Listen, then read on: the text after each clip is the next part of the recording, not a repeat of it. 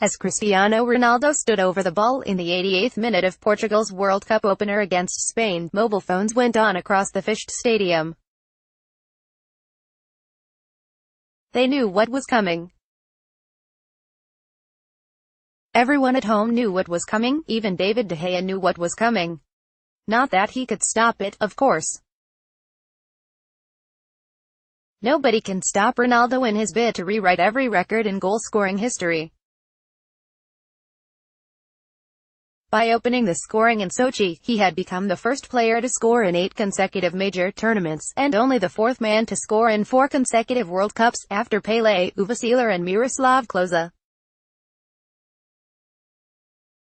After a 4-2 second goal, he then completed his hat-trick with a sublime free kick that De Gea didn't even bother trying to save.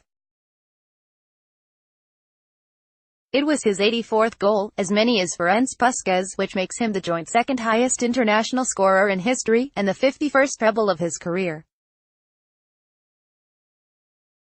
This latest one made Ronaldo the oldest man to ever score a World Cup hat-trick, but who is to say he won't add another World Cup?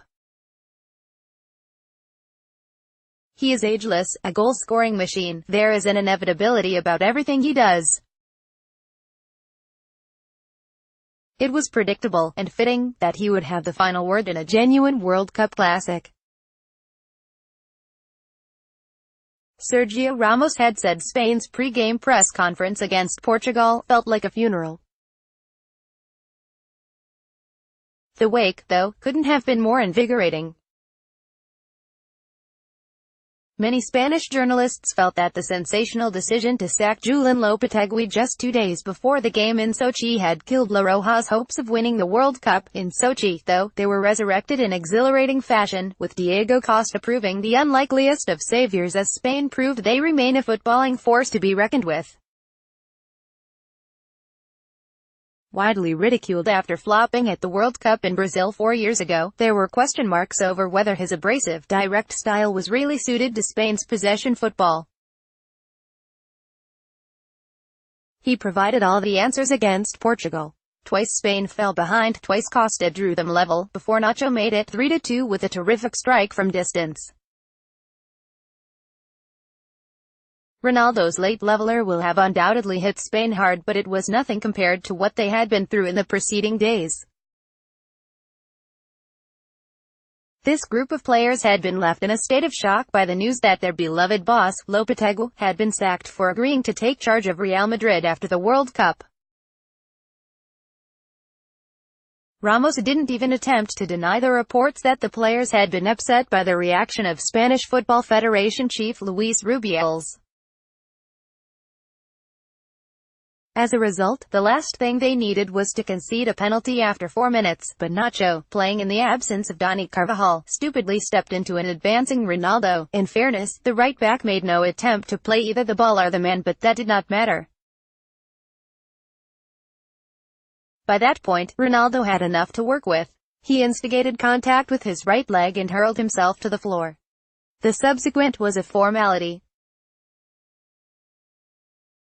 How Spain would react was less clear. They had already lost their coach and now they were 1-0 down to the European champions after just 4 minutes of play in their tournament opener.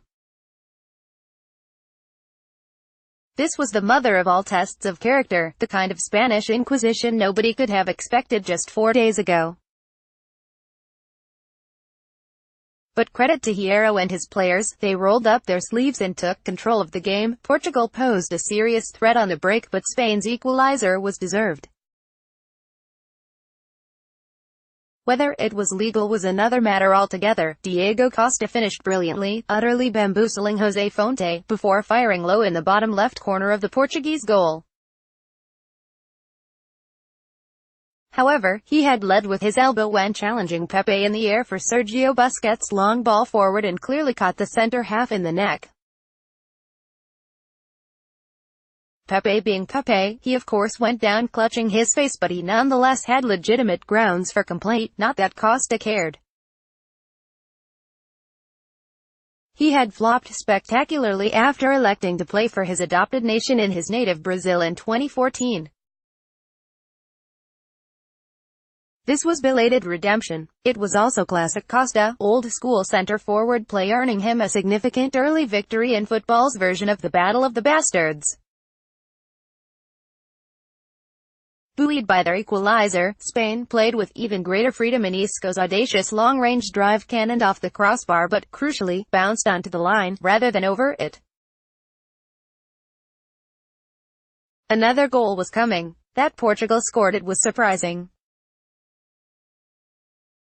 That De Gea was wholly responsible was shocking. Ronaldo's low shot from the edge of area was well struck, but Manchester United's number 1 made a mess of it, allowing the ball to squirm past him. It was a truly inexplicable error. Indeed, there was not a hint of an earlier concussion. After De Gea's error, though, Spain left the field dazed and confused, unsure of how they trailed 2-1 in a game they had been controlling. They did not panic, though. Hierro clearly made his presence felt at the interval, as Spain looked like their old selves after the restart and turned the game on its head with 2 goals in 3 minutes. Costa scored the first, but it was all about the awesome leap and knockdown from Sergio Busquets, while the second was a sweet strike from Nacho, who demonstrated fantastic technique and control over an awkward half-volley. It looked like it would prove the winner, but Ronaldo wasn't finished with Spain, or the record books. As Sergio Ramos had said of his real club mate in his pre-game press conference, "To be honest, I'd rather have Chris in my side than against me. There's not a player in history that would disagree."